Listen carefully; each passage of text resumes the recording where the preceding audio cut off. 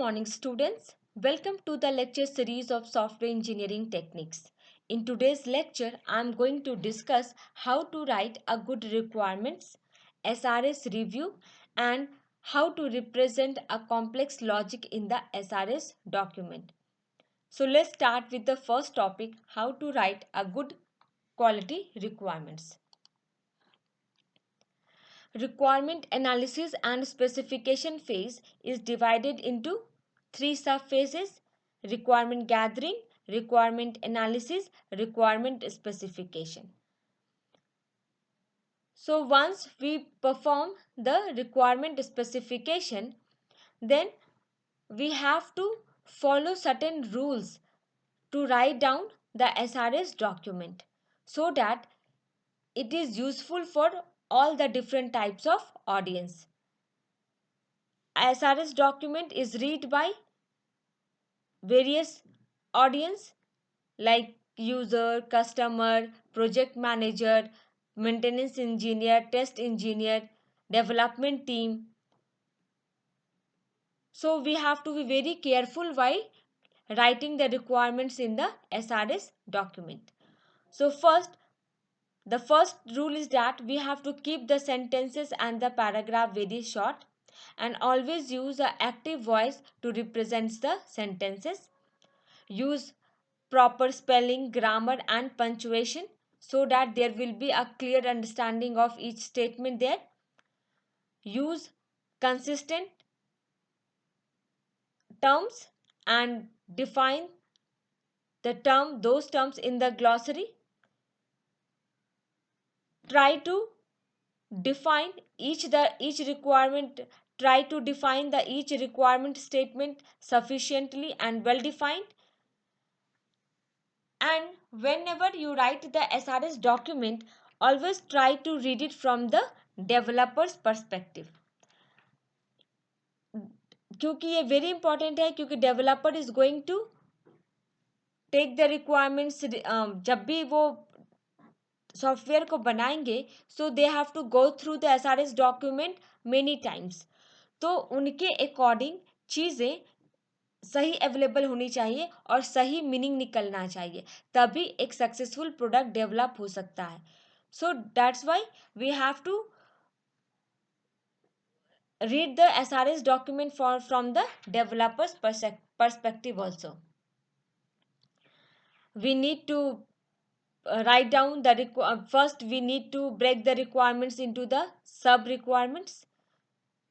Also try to have a different test cases because each should be separately traceable.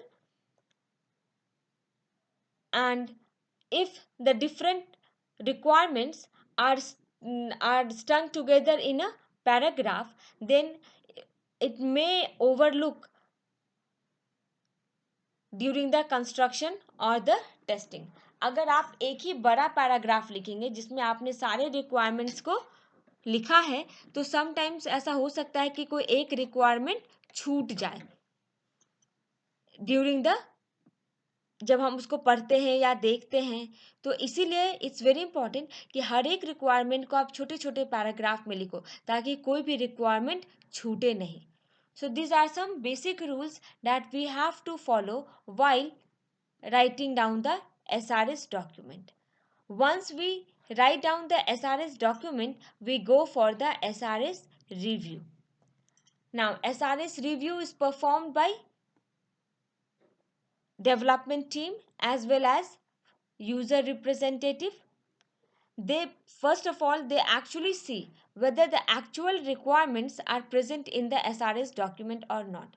Review के time पे basically वो check करते हैं कि जो हमारा एग्जैक्ट रिक्वायरमेंट है वो डॉक्यूमेंट में अवेलेबल है या नहीं है. और during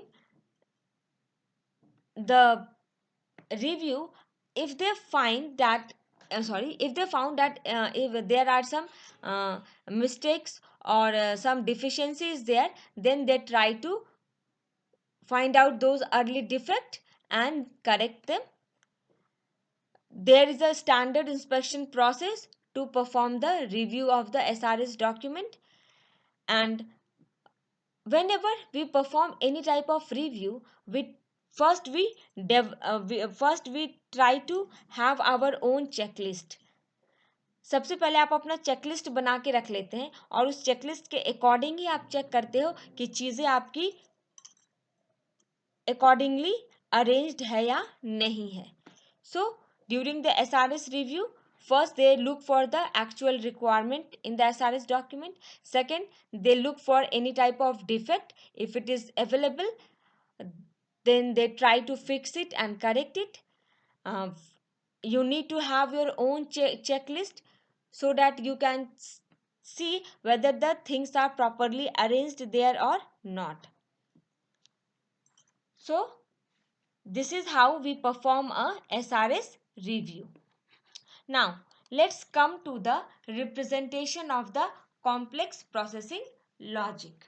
Now what do you mean by the complex processing logic? A good SRS document should properly characterize the condition under which different scenario of interaction occur.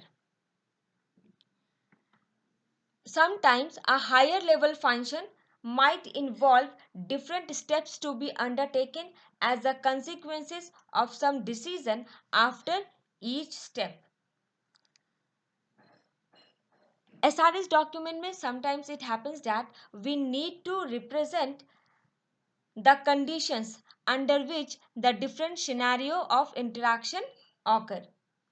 अगर different different scenario है तो उसमें कैसे इंटरेक्शन हो रहा है, that we need to specify in the SRS document. और इस इंटरेक्शन को हम सिंपल स्टेटमेंट या सिंपल लैंग्वेज में नहीं लिख पाते हैं.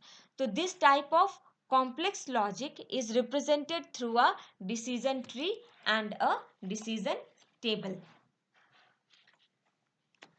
Basically, there are two main techniques which is used to analyze and represent complex processing logic. So let's start with the decision tree. What do you mean by a decision tree? Decision tree क्या होता है और इसमें कैसे हम लोग complex logic को represent करते हैं?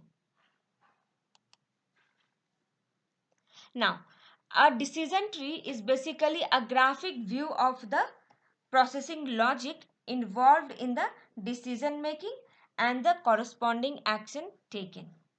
डिसीजन ट्री क्या होता है? एक ग्राफिक फॉर्म होता है जिसमें कि हम ये रिप्रेजेंट करते हैं कि क्या क्या डिफरेंट कॉम्प्लेक्स लॉजिक इन्वॉल्व है और उसके लिए हमने क्या डिसीजन लिया है और क्या एक्शन लिया है.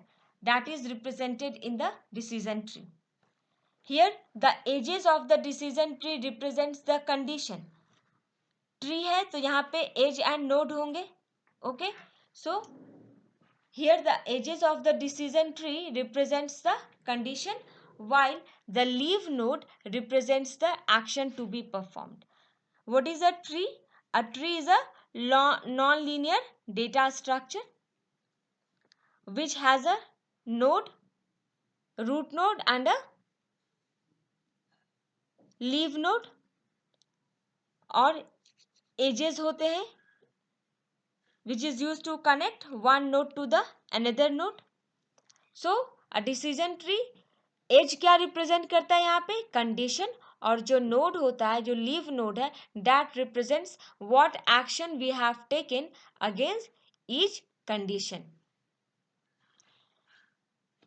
Here the logic is involved in decision making, and then what is the corresponding action is taken against each decision is represented using the decision tree. Now in my second session, I will take one example and show you how to represent it using a decision tree.